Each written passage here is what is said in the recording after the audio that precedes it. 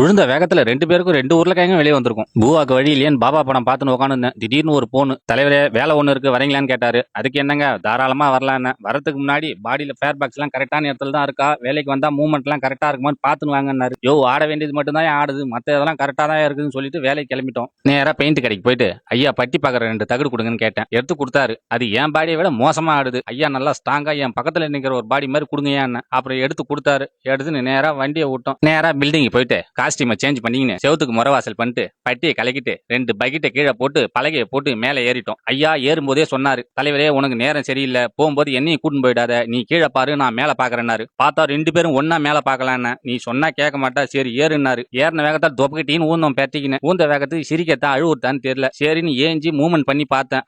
Fair box எல்லாம் கரெக்டான இடத்துல தான் இருக்குன்னு சொல்லிட்டு வேலையை ஆரம்பிச்சோம். சோத்து பல்ல அடிச்சாங்க, ஒரு குமுறணும். ஆனா தங்கமான மனசு அந்த அம்மாக்கு, அருமையா போவா போட்டாங்க.